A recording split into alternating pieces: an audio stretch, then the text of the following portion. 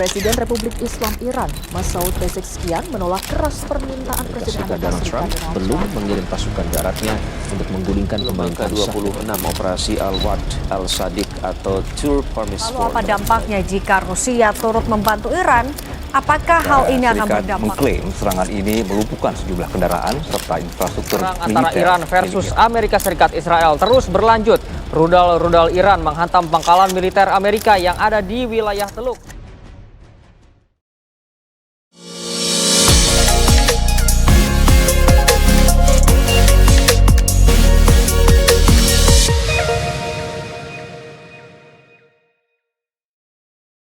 EG Update di EG Media bersama saya Iwal Sasra. Sabtu 28 Februari 2026 Israel melakukan serangan ke Iran. Diduga Israel ini berani karena di belakang Israel ada Amerika. Bukan di belakang kali, mungkin di samping. Aduh, jangan saya melakukan analisis ini. Ada abang saya yang luar biasa sekali, seorang analis konflik dan keamanan. Apa kabar Bang Alto Labitubun? Baik, terima kasih sudah mengundang saya. Ya, saya terima kasih di tengah kesibukan abang bersedia untuk datang ke studio EG Media. Sama-sama, ini topik yang menarik soalnya, makanya harus datang ini. Iya, saya tertarik sekali untuk mengundang abang dan harus abang datang ke sini karena abang ini punya pengalaman, pernah tinggal di Irak, pernah tinggal di Yaman, pernah tinggal di Afghanistan, di Sudan, pokoknya di daerah-daerah konflik banyak sekali tuh sampai bertahun-tahun. Ada sekitar 9 tahun ya? Iya, tinggal hampir 10 tahun. Hampir 10 tahun tinggal di situ. Ngapain aja Bang di daerah konflik itu, Bang? Iya, saya ini sebenarnya kecelakaan.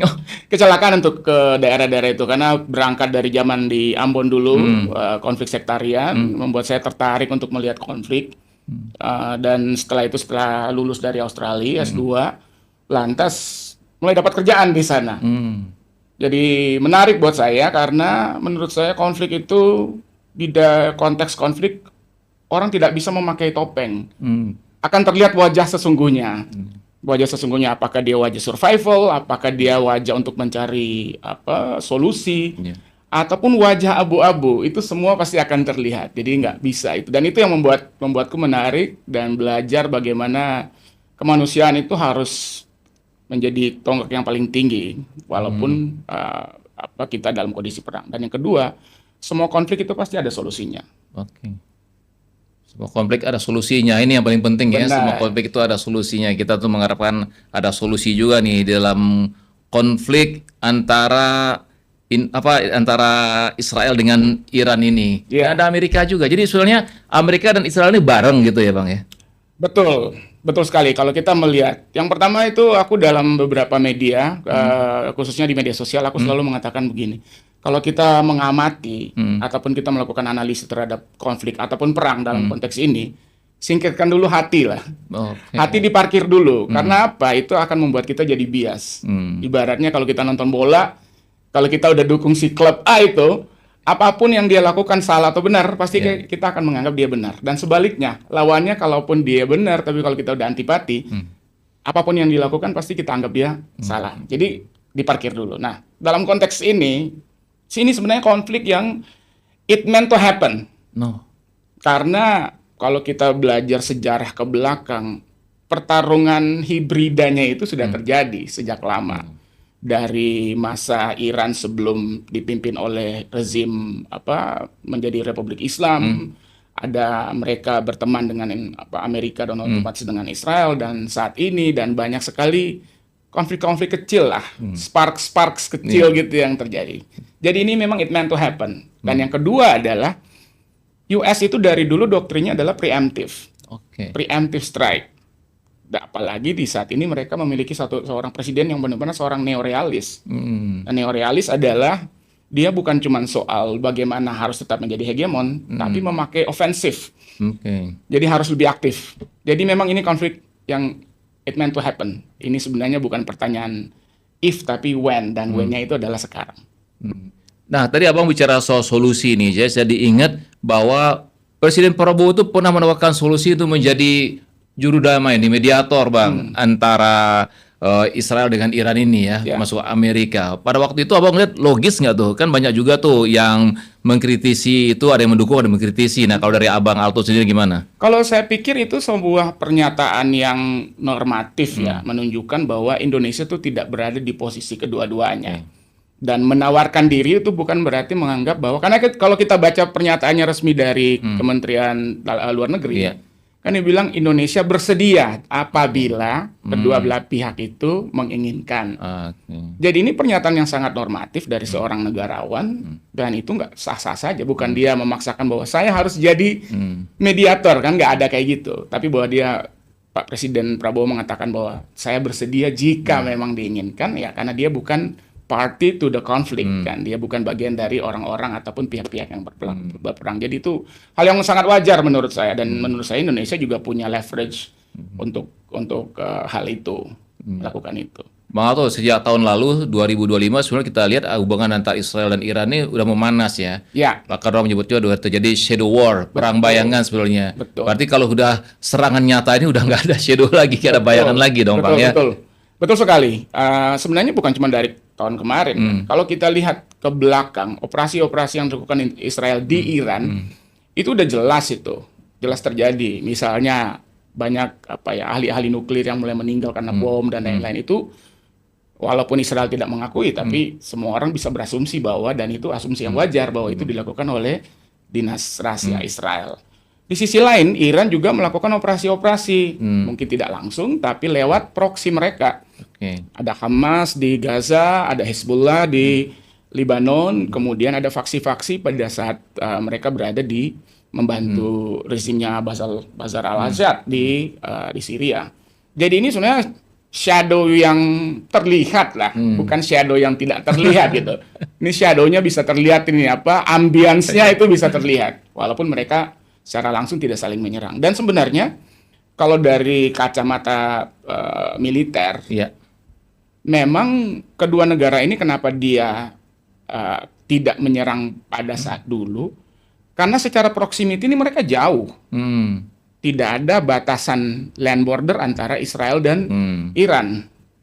Otomatis dari pengamatan konvensional warfare ini sulit untuk sebenarnya melakukan, dan skenario bahwa saling menyerang dengan roket dan pesawat terbang memakai kekuatan udara itu adalah skenario yang paling wajar ketika dua musuh itu tidak berada pada batasan land bordernya, yang memiliki land border. Beda sama misalnya kita lihat sekarang kan konflik di Thailand sama Myanmar, ya, itu. Ya, waktu itu juga kan kita tahu tuh sama-sama melihat beritanya atau baca beritanya, Presiden Iran meninggal itu, tewas dalam kecelakaan helikopter yang diduga ada juga unsur intelijennya Israel gitu di balik itu semua. Betul sekali, dan itu memang sampai saat ini kan tidak ada satu pihak pun yang mengatakan bahwa dia bertanggung jawab. Jadi kita punya asumsi liar bisa itu ya, artinya kemampuan dari Israel untuk melakukan operasi-operasi intelijen itu kan terbuka, orang bisa melihatnya hasilnya kan, misalnya operasi pager di Hezbollah, operasi walkie-talkie dan lain-lain. Jadi kalau cuman buat melakukan sebuah insiden atau accident, kemungkinan mereka punya kemampuan untuk itu. Dan sepertinya kita menggunakan terlalu mudah pemimpin-pemimpin tertinggi Iran tersebut gugur gitu loh Bang ya. Ya ada kecelakaan helikopter, dan juga pemimpin tertinggi Iran sendiri juga kita baru mulai serangan Israel itu juga bisa gugur di kediamannya. Kenapa Israel sebegitu tepatnya gitu untuk mengetahui posisi-posisi begitu, Bang? Ya, memang kalau perang itu selalu dimulai dengan intelligence dulu. Nggak ada orang tiba-tiba bangun pagi, gue pengen perang nih, terus langsung gujuk-gujuk. Jangankan itu. Orang kemarin dalam kasus-kasus kita sempat heboh di Indonesia adalah kasus Mattel misalnya.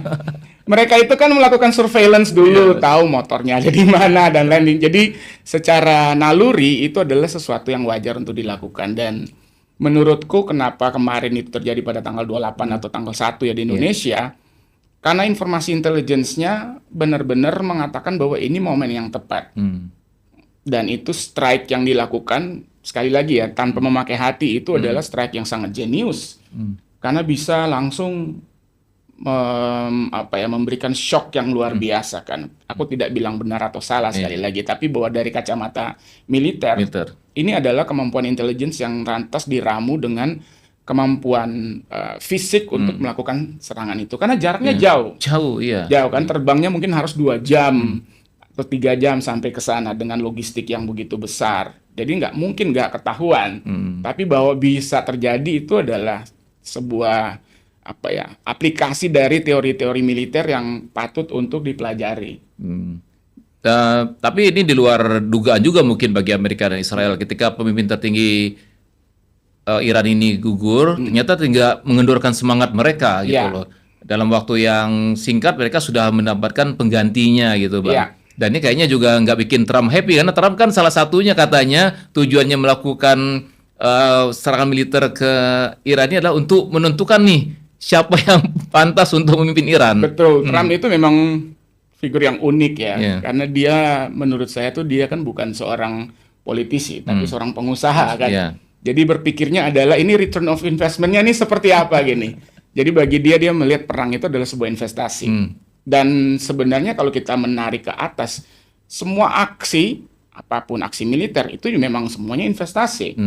Apa sih return of investment-nya? Karena investasinya udah besar keluar kan dari sisi sumber daya financialnya, cost-nya, kemudian sumber daya manusianya kan. Jadi itu harus ada return of investment. Nah, ada dua kekuatan ya. Kita melihat kekuatan. Satu kekuatan aktual dan satunya kekuatan potensial. Kekuatan aktual itu bisa dihitung secara matematis. Misalnya Iran punya berapa ribu rudal, berapa peluncur, berapa pesawat, Amerika dan Israel juga punya. Itu adalah kekuatan yang real. Tapi kekuatan potensial itu yang susah untuk dikuantifikasi. Misalnya yang tadi kan tentang semangat, tentang sejarah masa lalu mereka sebagai bangsa Persia yang sudah berhadapan dengan banyak musuh. Jadi itu adalah kekuatan potensial yang agak susah untuk diprediksi ini arahnya kemana.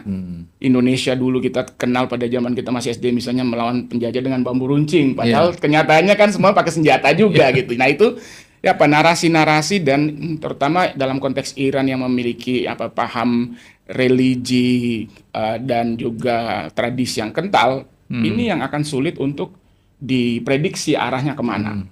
Ya, dan ini kalau kita lihat banyak pertempuran udara Sarce Bang ya. Betul, karena tadi proximity-nya nggak ada. Proximity daratnya itu tidak ada. Yang ada adalah saling memakai kekuatan udara dan untuk itulah kenapa dalam konteks ini Amerika dan Israel itu lantas berupaya supaya menghancurkan di tahap pertama itu kekuatan arhanutnya, artileri udara, pendeteksinya, kemudian angkatan lautnya, kemudian rudal-rudalnya, yaitu supaya dia bebas menguasai zona pertempuran udara. Dan kalau itu udah dikuasai, maka dia akan memakai alat-alat alutsista yang jauh lebih konvensional, yang secara cost lebih efektif dibanding dengan sekarang.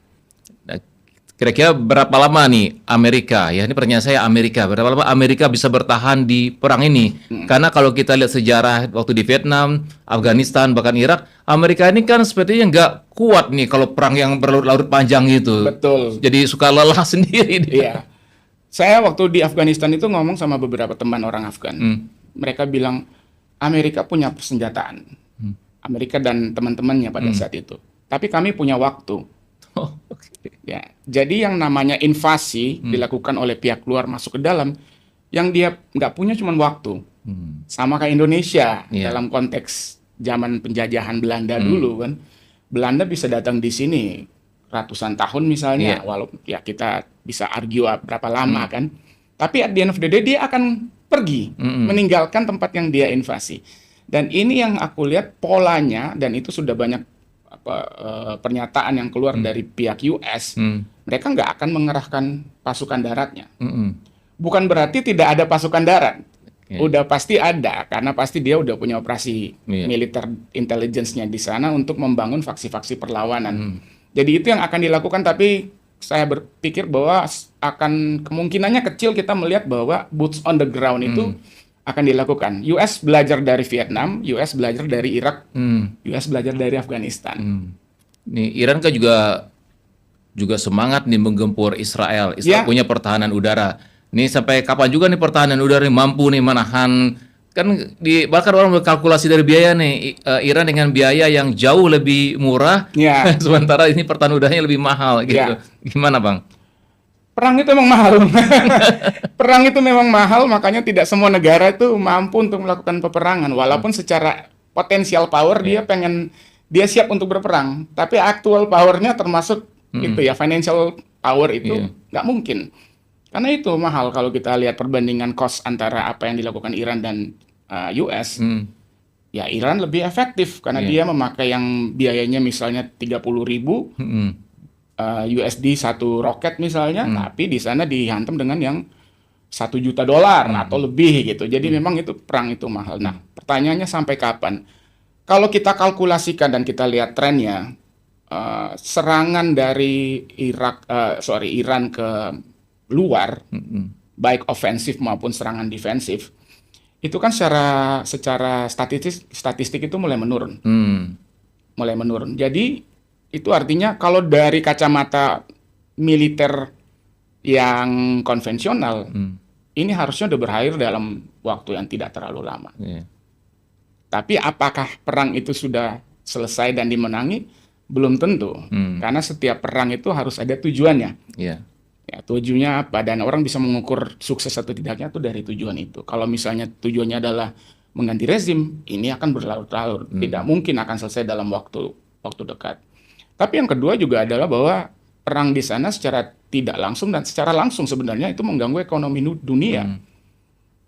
Selat Hormuz dikatakan ditutup walaupun ini bukan pagar ya, jadi gampang tutup buka pakai portal gitu. Tapi bahwa ketidaknyamanan, ketakutan akan asuransi, bisnis kapal di situ yang mau lewat juga takut dan lain-lain, itu membuat dari pihak komersial sendiri itu enggan untuk lewat di situ.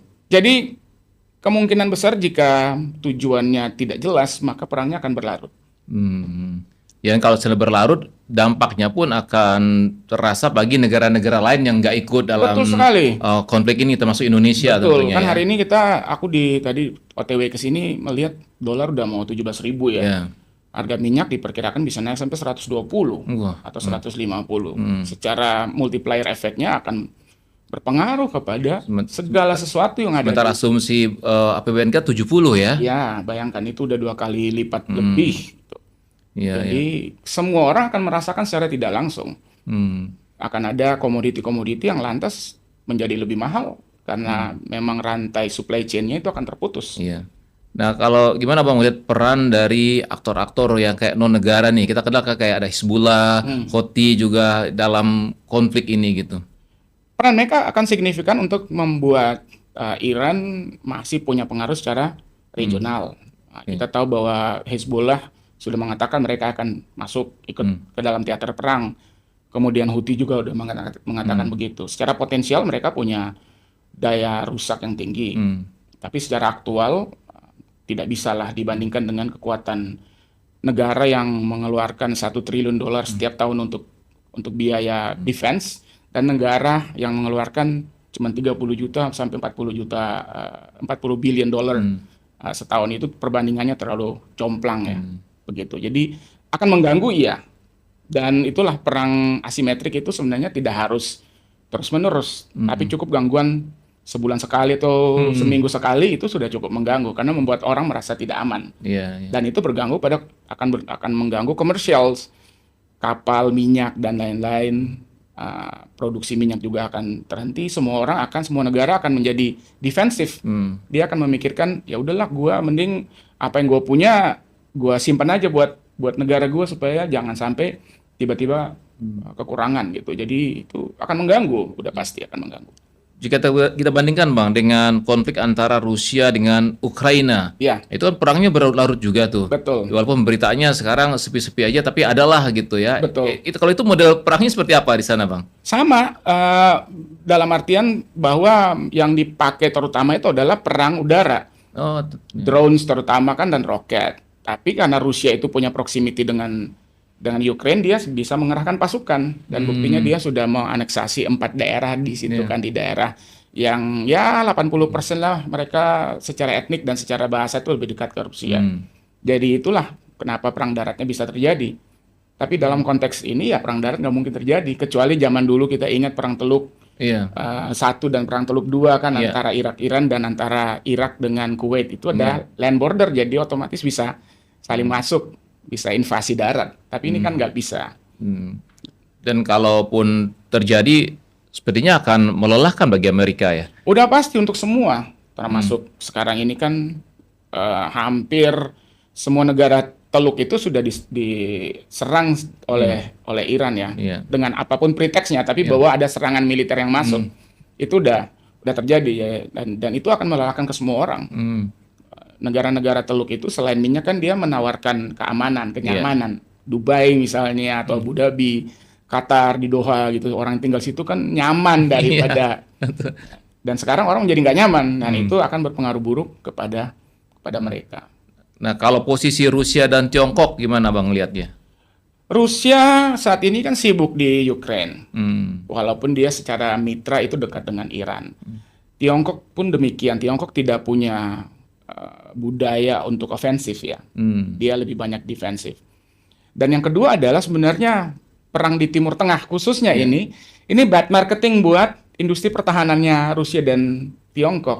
Oke. Karena Rusia udah kehilangan aset dia di Syria, kemudian saat ini Tiongkok juga sebagai mitra yang sangat strategis bagi Iran, tapi beberapa radarnya dia yang dikenal cukup canggih itu ternyata nggak berfungsi di sana.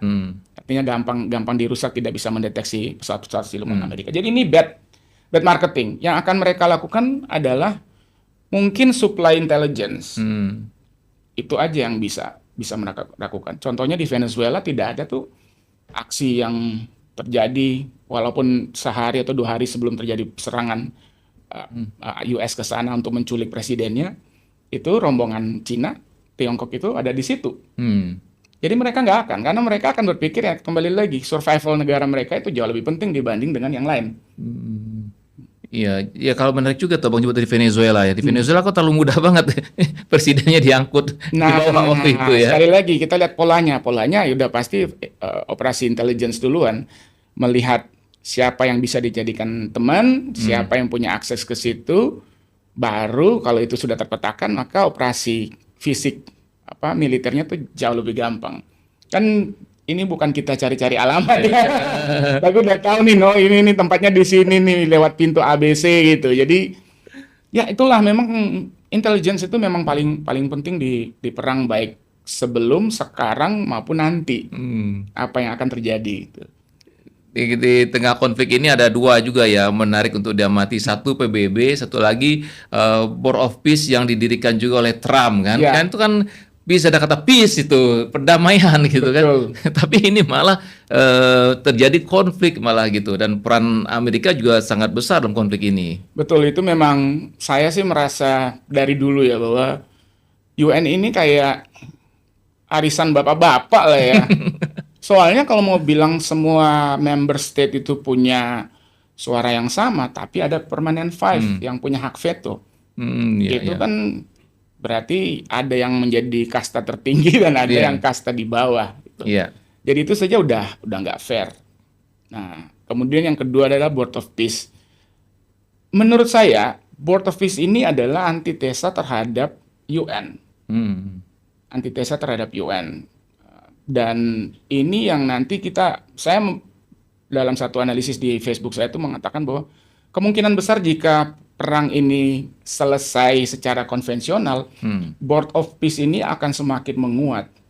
Dan ini mungkin saja akan membentuk tatanan baru dalam hubungan multilateral antar negara. Dan kenapa saya mengatakan itu? Saat ini sebagian besar member Board of Peace itu BOP adalah negara-negara yang saat ini juga menjadi target dari serangan Iran. Otomatis persaudaraan yang dibentuk dalam perang itu akan menjadi lebih kuat. Dan ini kita lihat ke depannya ini, kira-kira tatanan dunia ke depan ini akan kembali seperti zaman perang dingin dulu kah atau seperti apa ya? Tapi yang pasti bahwa UN itu ya saat ini menjadi tidak signifikan dalam konflik ini.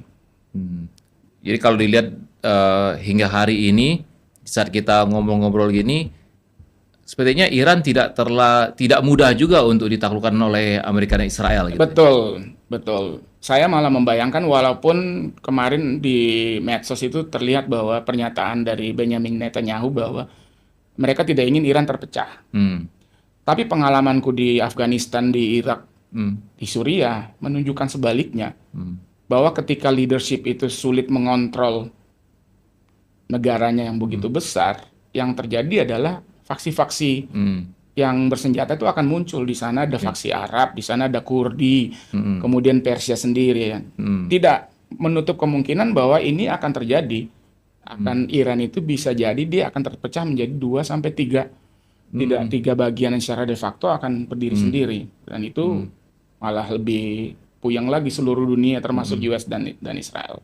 Nah, di tengah konflik ini Bang, kan kita juga Indonesia nih khususnya kan perhatian fokus ke Gaza. Ya. Di Gaza itu juga konfliknya dengan Israel nih gitu. Betul. Ya, jadi kita juga malah dengan beritanya agak kadang-kadang ke skip tuh Gaza nih sekarang ini. Ya, dan ini memang sebenarnya korban yang paling besar dari konflik ini adalah Palestina, khususnya di Gaza ya.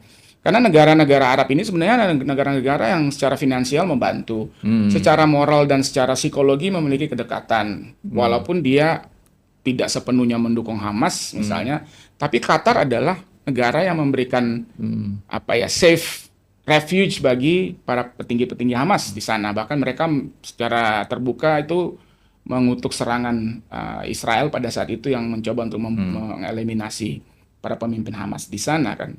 Tapi di saat yang bersamaan dia diserang oleh Iran yang juga memberikan dukungan ke Hamas nih. Iya. Nah, ini yang akan membuat menjadi kompleks dan kompleksitas ini jika berlarut maka yang mendapat perhatian lebih sedikit pasti Palestina. Dia menjadi insignifikan dalam kontestasi negara-negara di kawasan Teluk. Dan itu yang mungkin saja terpinggirkan dari analisis-analisis ataupun dari apa yang orang pikirkan. Karena 1 minggu ini orang nggak akan kalau kita cek di medsos, Iya, betul. semua yang diomongin adalah Iran, Israel, US, Teluk. Hampir tidak ada ngomong tentang Palestina kan. Betul. Bang, kita kan juga mengenal Bang istilah sleeper cells ya, sel tidur gitu ya, sel tidur. Ini yang ada nggak sel tidurnya pro Iran nih di luar Timur Tengah gitu? Pasti ada. Pasti ada ya. Pasti ada karena itu salah satu investasi Iran. Nah, kita tahu saat ini misalnya mungkin dia tidak dalam arti secara struktural itu dia berada di dalam tanggung jawab ataupun kontrol satu lembaga di Iran. Tapi bahwa orang-orang yang memiliki ideologi ataupun fanatisme yang sama, musuh bersama dengan Iran, bisa jadi secara voluntary dia menganggap dirinya adalah sebagai bagian dari sleeper cells itu. Walaupun sebenarnya sleeper cells itu adalah orang-orang yang trained, yang terlatih untuk melakukan sebuah aksi. Jadi mereka ada bagian dari struktur, misalnya struktur lembaga intelijen Iran gitu. Tapi bahwa orang-orang yang secara emosional itu merasa dekat, mungkin saja dia bisa melakukan itu. Tidak harus dalam bentuk aksi, misalnya aksi teror atau seperti apa. Tapi aksi-aksi protes dan lain-lain itu juga merupakan bagian dari contoh-contoh kampanye intelijen yang bisa dilakukan. Nah, sebagai seorang analis konflik dan keamanan yang pernah tinggal di daerah konflik ini, bukan 1-2 negara ya, beberapa negara. Abang udah bisa memprediksi nggak ujung dari peperangan ini? Sampai dengan hari ini belum. Belum ya? Sampai dengan hari ini belum. Yang bisa diprediksi adalah bahwa perang konvensional akan beralih menjadi perang non konvensional. Saling serang di beberapa lokasi di luar daripada lokasi perang saat ini. Misalnya saja insiden bisa terjadi di siapa tahu mungkin bisa di Indonesia ataupun bisa di tempat lain. Itu adalah perang-perang non konvensional kan. Dan mungkin kita kemarin itu mendengar bahwa Panglima TNI mengatakan bahwa harus siaga 1 gitu. Ini hal yang wajar bahwa kita harus mengantisipasi jangan sampai perang di sana lantas terjadi tempat lain termasuk di Indonesia sendiri. Kita tahu perang Ukraine itu sudah ada tuh 1 orang Ukraine yang di Bali kemarin yang diculik itu dan kita tebusan kan. Nah, itu adalah dampak daripada perang berkelanjutan yang belum selesai-selesai.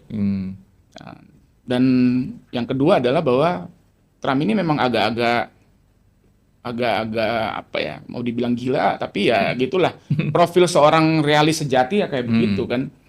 Dan dia udah mengatakan bahwa kami tidak mau negosiasi kecuali total surrender.